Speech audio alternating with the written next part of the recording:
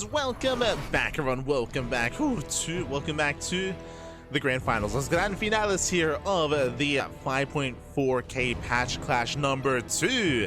Welcome to a very unique tournament that is featuring a new mod that has a bunch of proposed balance changes made by patches. Some of them are interesting, the others are a little bit more chaotic, maybe not the most balanced, maybe more for fun and entertainment at times as well.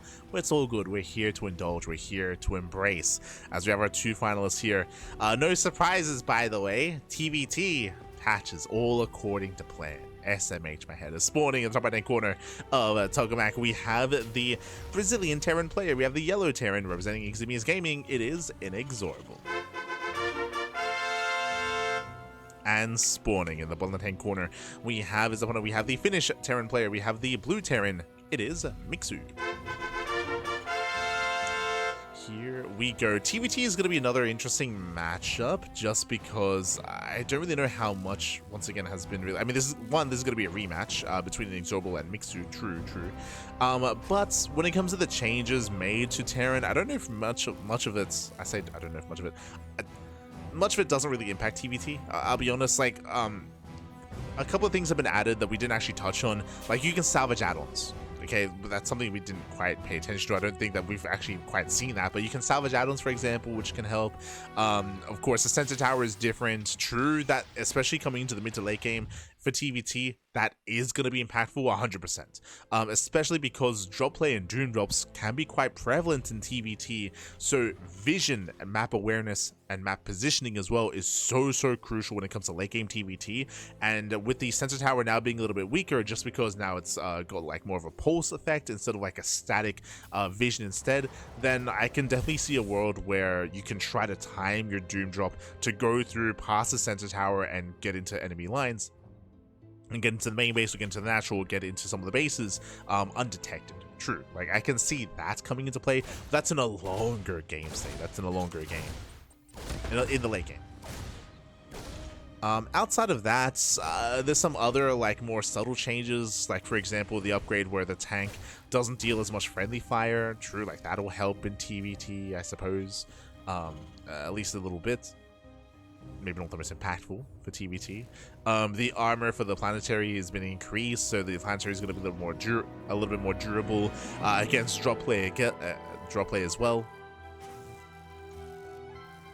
Outside of that, I don't think there are many changes that are going to impact things too much, though. I guess if we get into mech, like we can start talking about the new site or the reversion of the Cyclone. If we see mech from either player. And I guess, again, Banshees are a little bit more viable. True. Of course, how could I forget? I would think that maybe in this patch, maybe the biggest change outside of the sensor tower for TvT is the Raven. Raven anti-armor missile was removed and replaced with a repair drone. So that's, we probably will see, again, if we get into the mid-game. If we get into like mid-game, mid to late game. But now though, we do have a little bit of a trade here. INexorable, he'll bleed out extra units. The Cyclone has arrived. INexorable, he will hold, but overall that was a better trade for Mixu, as Mixu does take down one of the Hellions and preserves his own. So it's highly a better trade.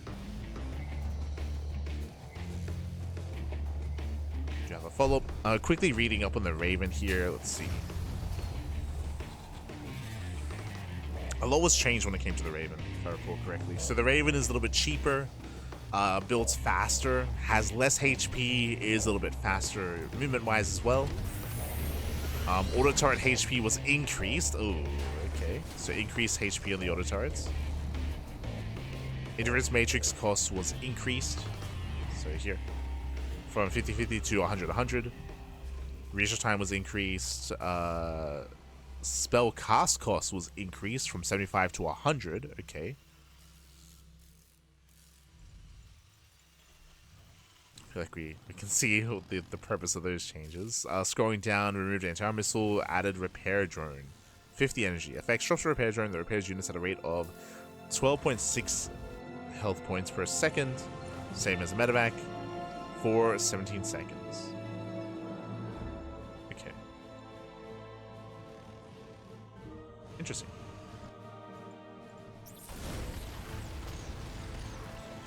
I think overall reducing the strength of interference matrix is probably a good thing. I know that a lot of the pro Terran players have been asking for a nerf to the Raven, specifically for TvT, because late game TvT has become like Raven versus Raven, just because of the strength of the Raven, with its interference matrix, with its auto turret, and with its anti-armor missile as well. Like, there's just a lot of value in the Raven, and it's quite powerful in TvT. Oh, nice catch on the Raven though. Speaking of, one Raven goes down. Nice catch from INexorable.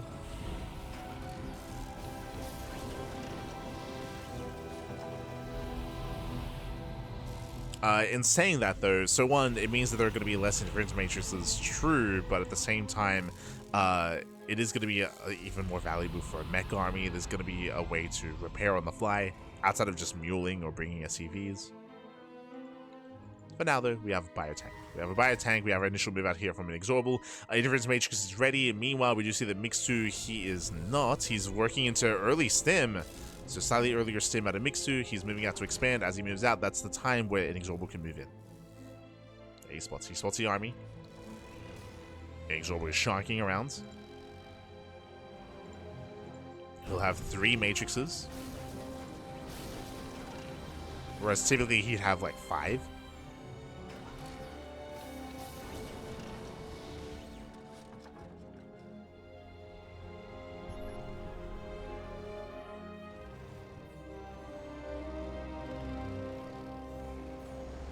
But again, there's still not that many targets for Matrix, so he can still commit, for sure.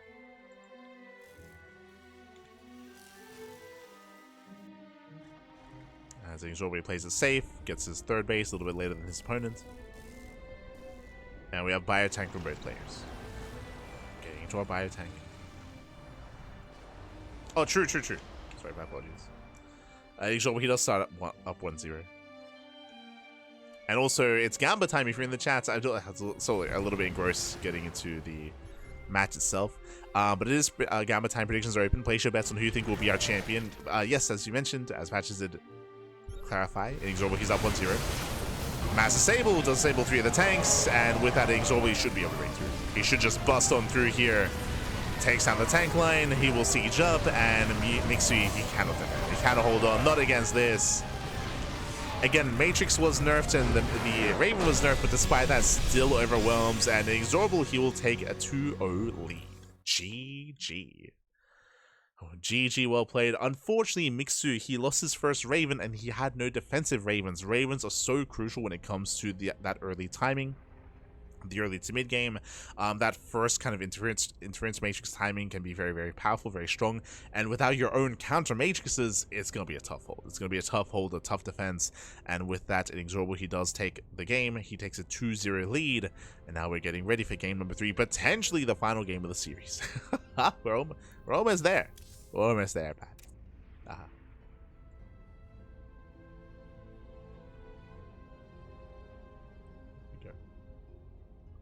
Slower moving mice. Oh, there you go.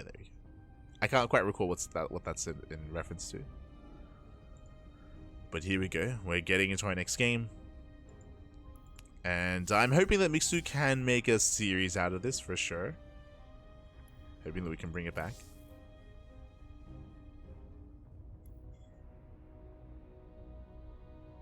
As we mentioned before, INexorable is coming as the heavy favorite.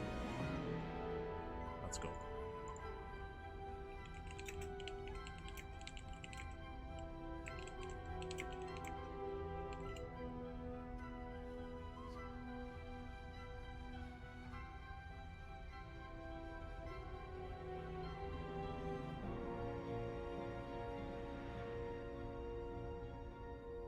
Let's go. Let's go.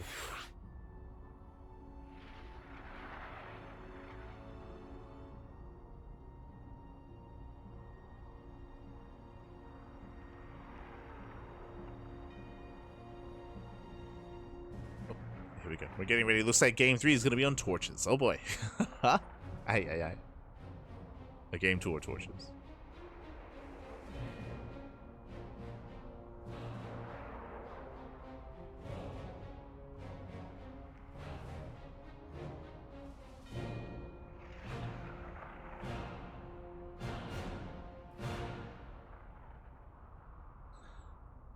go.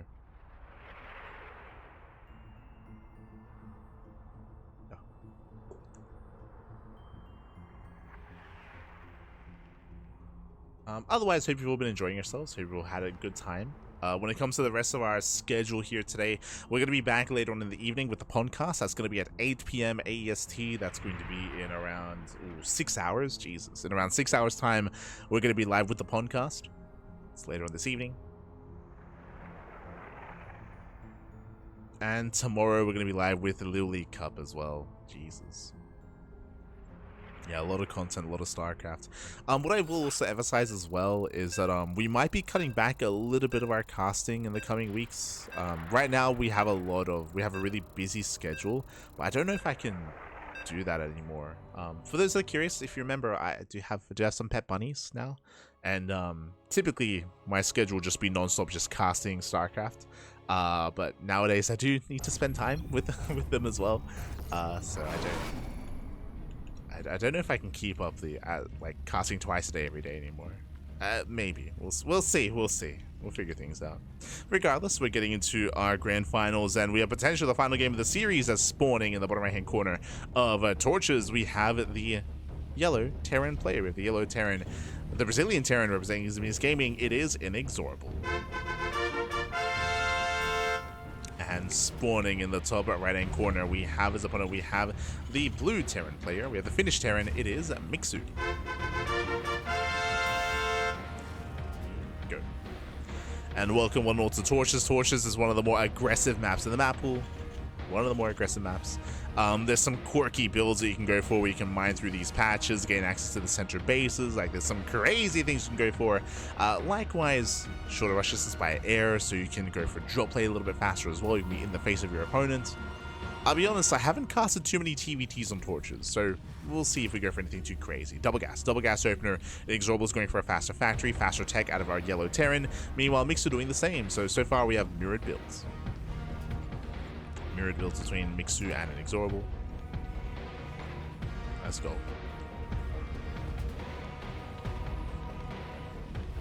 Let's go.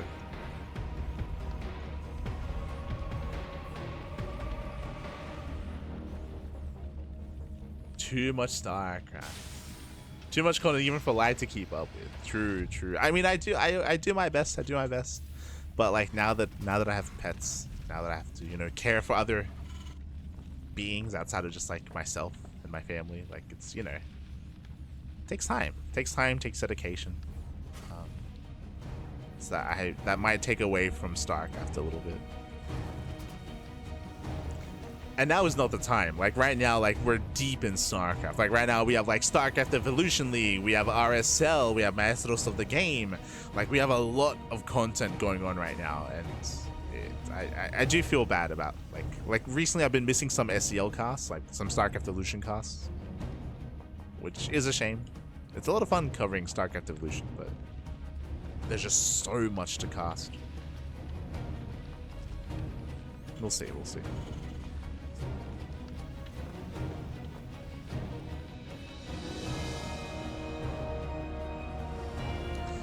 Shall see.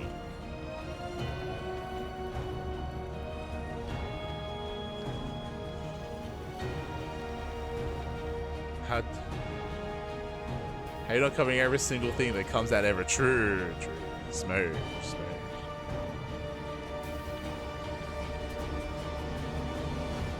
For now, though, again, we have standard openers. We see Mixu dipping his toes in. He should not be pushing up the ramp, as he will take some shots to the face. Oh no! And he will lose the first Reaper. One Reaper goes down. He will lose a second. Oh. Can he get... Oh, yeah, there we go. 2 Reapers do fall. A brutal trade here, as INexorable doesn't lose a single unit. INexorable, he will lose nothing. He's going across the map. He's going for the counterattack, and back at home, Mixu, he's going to have to try to hold on now that he has now his down supply, down in units. One Hellions healing up on left-hand side, which means there's that much less to defend. The CC is going to be delayed. Oh, God. The CC is delayed. From here, we can threaten to dive off the ramp. And Mixu is stuck on base. He's stuck on one base, stuck on one expansion. The Deeper is going to go down. We can't even pull the boys because there's Hellions here, and this might just be it. He's going in for the kill. Nice control, pulls away the weakened Hellion. Well, it does pull away. Boys are being pulled, and Mixu will hold. Mixu, he will hold on. But again, lost 2 SCVs. His CC was heavily delayed. INexorable, he's freely mining on 2 bases already. The orbital is now done, so now he can mule. Economically, INexorable, he is in a very strong position. But Mixu does have extra Hellions, and he's making more. What? Okay. It's calming down. So he's got 4 Hellions now to work with. Here for some drop play, and Mixu, he needs to do some counter damage here. As he moves out, so does INexorable. They do spot each other. They do spot each other. There's not much of him to defend. Drop into the main, going for the SCVs. So far, getting 2 SCV kills, nothing major. Hellions, they dive into the mineral line. And workers are going down from both sides. Oh no! The workers are lining up. Up! Yeah, they are lining up, getting up to 9 SCV kills across the map. That's going to be 15 the entire mineral line. Oh no! He's out of the gas geyser. 20 SCV kills, critical damage. And that might just be game. That might just be game then and there. 22, GG gets pulled as INexorable. He will claim the series 3-0. He'll be this week's Patches Clash champion. GG. Whew. GG, well played. A very intense series here for the finals. Really short games, really short matches. Again, Mixu a little bit less experience with Terran does mean that early game leads can just snowball out of control. It can be very, very punishing, and INexorable did punish. He did punish quite hard, quite well. GG. GG, well played. Congratulations to INexorable. And shout out to Mixu for, again, competing, for taking part, taking place.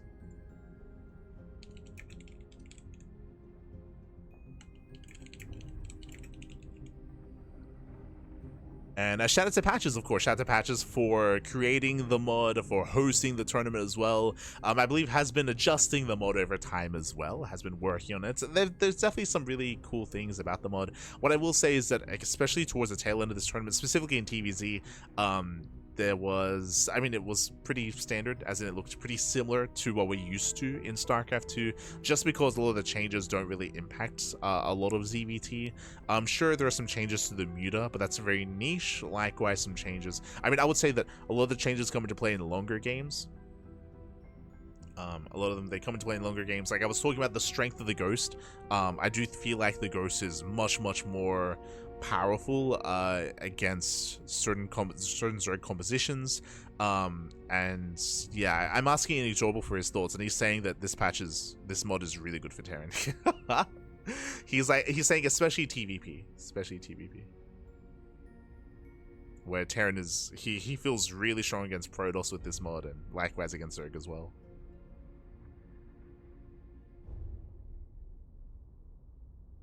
For sure. I said this before, I do feel like Zerg is the race that was touched the least in this patch.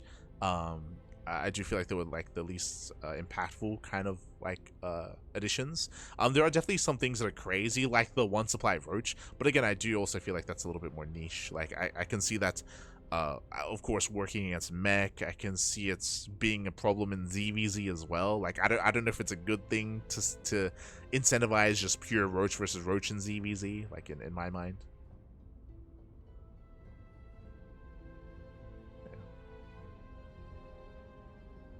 Yeah, and he's always saying that he thinks that some ideas are maybe a little bit over the top, like the Roach supply thing. Oh, he actually spoke about changelings. I didn't even notice. Hold on, what's a changeling change? Let's have a look. Let's have a look at the Overseer. I kind of glossed over that.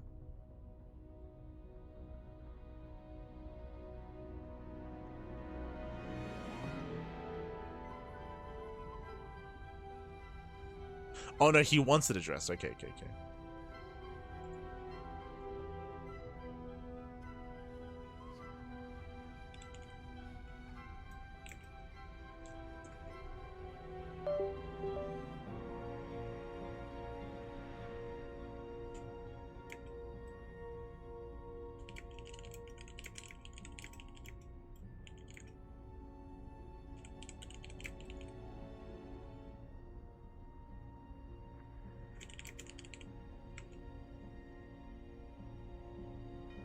And INexorable is also touching on something that we spoke about during the podcast, which I'm fully ready for if need be. I think Pig, he touched on it as well, talking about how the future of StarCraft, it's possible that we might not actually get a patch from the developers, from Blizzard, and we might have to create our own patched mod instead and make our own balance for the game. I can see the community getting behind that quite easily, in the sense that I spoke a lot about how it's something that we've already done. If you remember last year, something that I'm really proud of, this is a little bit of a tangent, but something that I'm really proud of is what the tournament organizers were able to achieve together. If you remember, the previous patch, or this most recent patch during the PTR phase, had the most testing ever done, because all the tournament organizers in unison, myself included, Stegosaurus with Pigasaur Cup, likewise the Monday Night Weeklies as well, KSL, the Korean StarCraft League, and other online tournaments, all in unison. I think Wardy TV was the only one that didn't do it. Wardy didn't do it, but that was only because his hands were tied with OSC. I remember that.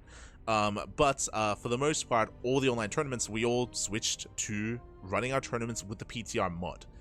So all the games were played on the PTR mod so that we can get the most testing we could during that PTR phase. Same with TLMC. When TLMC came around, we all switched our map pools to TLMC maps instead.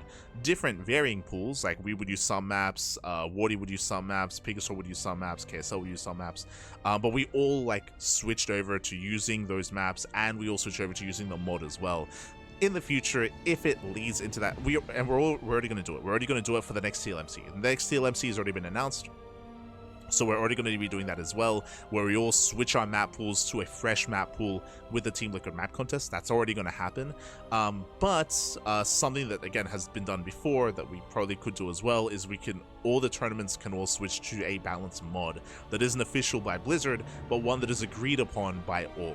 Not saying that this would be the mod for that. I think even patches would say that a lot of this is still work in progress. A lot of this is like fun ideas, less so to be, meant to be like balanced completely, for sure. Bear that in mind. This is just like testing out some fun ideas, some fun concepts to maybe be later refined, but if need be, like, I can definitely see a world where all of us tournament organizers, we all agree to use a mod that does balance the game, that does patch the game, and that is the version of the game that we all in unison decide to play with and compete with in these tournaments. So I can definitely see that being, or the potential future. I'm not saying that that has to be the case. Maybe Blizzard will push through a patch if we propose something together. But if they don't, then I can see that being the case. And I can see it very easily being done. Just because it's already been done before, where we all agree to use a mod with changes to the game, we could all agree again to use a mod with changes to the game as well. So if need be, like that's a future that we are all ready to kind of like embrace.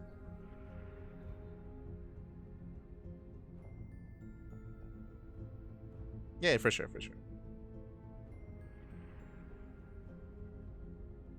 It's catching up. INexorable was suggesting changes, changelings be seen by the section. Yeah, for sure, for sure.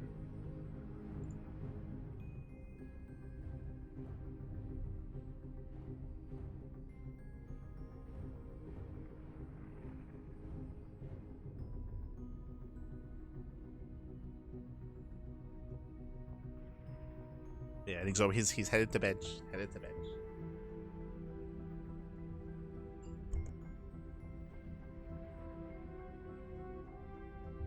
So yeah, I really think the mod approach is something that could be achieved even if we still get patches. Testing balance can be mod bases before going to PTR. Yeah, for sure, for sure. I think there's space for that, 100%. Use one way or the other.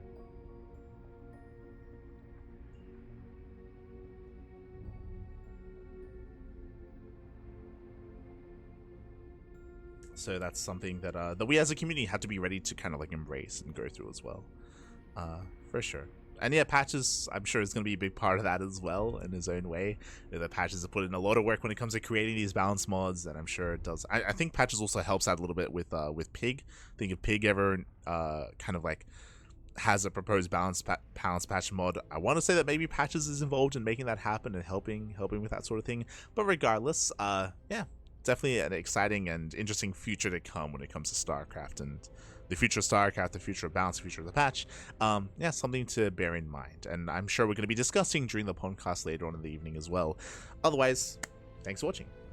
Thanks for watching, thanks for support, we do appreciate it, and we are going to be heading off for the evening. Again, shout out to Patches for running the event, for creating the mod, and again, we'll see what comes of this in the future as well. When it comes to the rest of our schedule here, bam, we do have our schedule before you.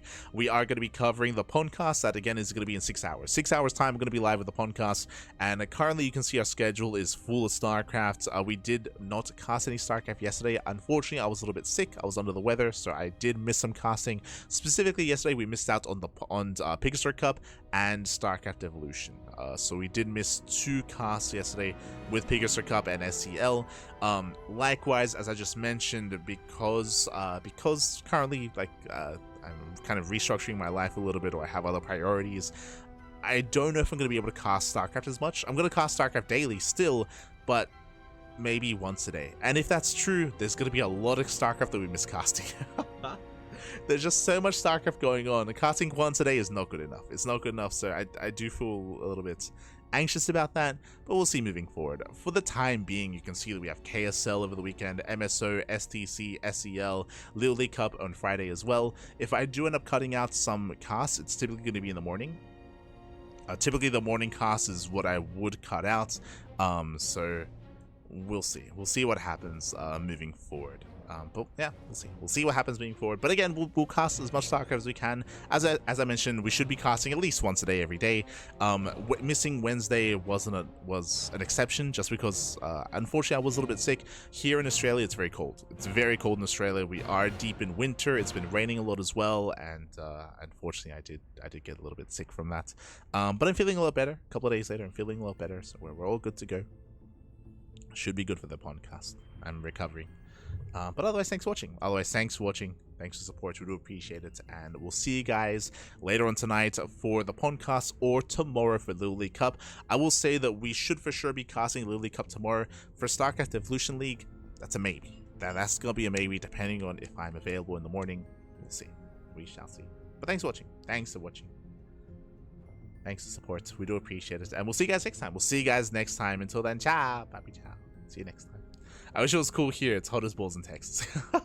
Our summer hits in December. Our summer, I think maybe for those in the northern hemisphere, it's kind of weird to think about, but our summer hits like for Christmas. Like for Christmas, it is insanely hot. I think like 38 degrees Celsius, 40 degrees Celsius, peaking at like 42, 43. Like that's like December, January, deep in the summer. Wear no clothes, baby, no clothes. But otherwise, thanks for watching. Thanks for support, and we'll see you guys later on tonight or tomorrow for some more StarCraft. See you then. Bye. See you then. Hasta luego. Hot Santa, yes.